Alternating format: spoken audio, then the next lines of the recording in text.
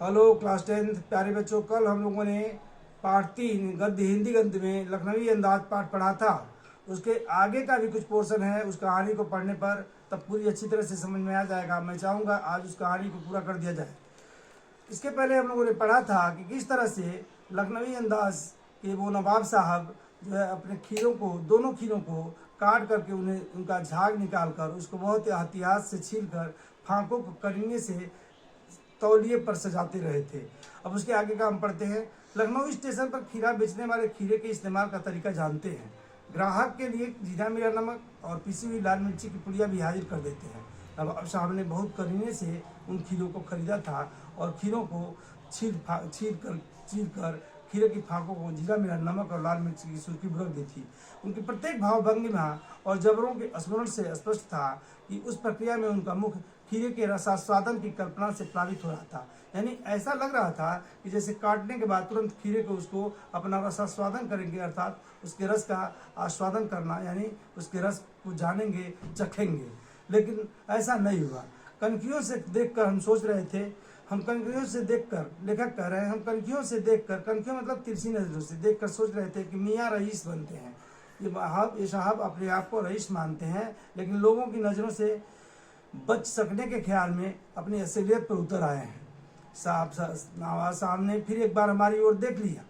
नवाब साहब ने फिर एक बार हमारी ओर देख लिया और अल्लाह शौक लखनऊ का वालम खीरा है। उन्होंने कहा अल्लाह शौक कीजिए, लखनऊ का वालम खीरा है। उन्होंने पेश किए खाने के लिए।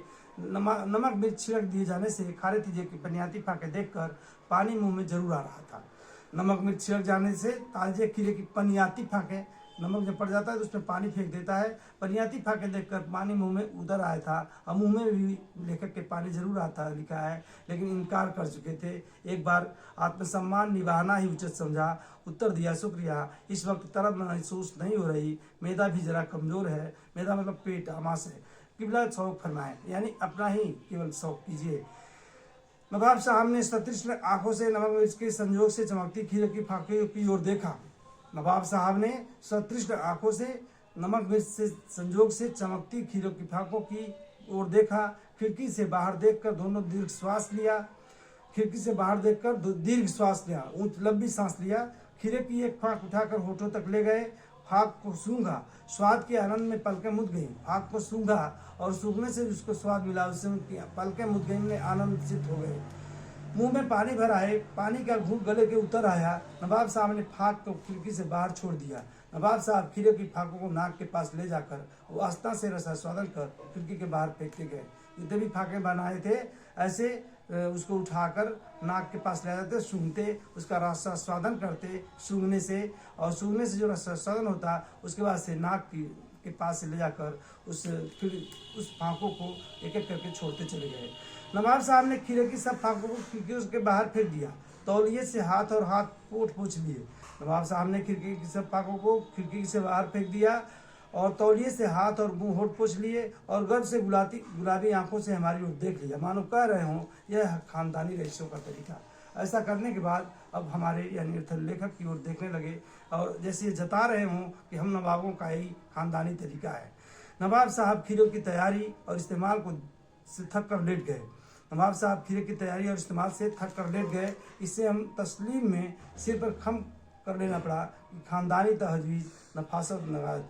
हमें तस्लीम में सिर खर कर लेना पड़ा कि यह है खानदानी तहजीब नफासत और नगाजत, यानी खानदानी के खानदान में यही तरीका है, यही शराफत है और यही नजाकत है, यानी दिखाने का एक अजीब तरीका। हम गौर कर रहे थे कि खीरा इस्तेमाल करने के इस तरीके को खीरे की सुगंध और स्वाद की कल्पना से संतुष्ट होने का सूक्ष्म नफीस या एक्सट्रैक्ट तरीका जरूर कहा जाता है। हम गौर कर रहे थे कि खीरा इस्तेमाल करने के इस तरीके को खीरे की सुगंध और स्वाद की कल्पना के से संतुष्ट होने का सूक्ष्म नफीस या एक्सट्रैक्ट तरीका जरूर कहा जाता है, परंतु क्या ऐसे तरीके से उधर की तृप्ति हो सकती है? लेखक गौर कर रहे थे कि खीरा इस्तेमाल करने का यह तरीका भले ही एब्स्ट्रैक्ट हो, अलग हो, लेकिन इस तरीके से क्या पेट की पूर्ति हो सकती है? नवाब साहब की ओर से भरे पेट के ऊंचे डकार का शब्द सुनाई दिया। इसी बीच नवाब साहब की ओर से भरे पेट के ऊंचे डकार का शब्द सुना दिया। नवाब साहब ने हमारी ओर देख कर कह दिया, खीरा लजीज होता है, लेकिन होता है शकील, नामुराद, पेटे पर बोझ डाल देता। खीरा बहुत स्वादिष्ट होता है, प्रिय होता है, लेकिन यह शकील नामराद मैदे पर बोझ डालता है, अर्थात पेट को भारी कर देता है। ऐसा कहकर उन्होंने आत्मसंतना ली। हाँ, ज्ञान चक्षु खुल गए, हमारे ज्ञान चक्षु खुल गए, ज्ञान की आंखें खुल गई। पहचाना ये है नई कहानी के लेखक की सुगंध, खीरे की सुगंध और स्वाद की कल्पना से पेट भर जाने का डकार आ सकता है, तो बिना विचार घटना और पात्रों के लेखक की इच्छा मात्र से नई कहानी क्यों नहीं बन सकती। लेखक ने के ज्ञान चक्षु खुल गए। अभी तक जानते थे कि बिना कहानी या पात्रों की भी कहानी नहीं लिखी जा सकती, लेकिन खीरे की सुगंध और स्वाद की कल्पना से भरे पेट डकार आ सकता है, तो बिना विचार घटना और पात्रों के लेखक की इच्छा मात्र से नई कहानी क्यों नहीं बन सकती, अर्थात बन सकती है। आगे हम लोग इसके बाद जो है कल इसका जो है क्वेश्चन आंसर हम लोग भेजेंगे।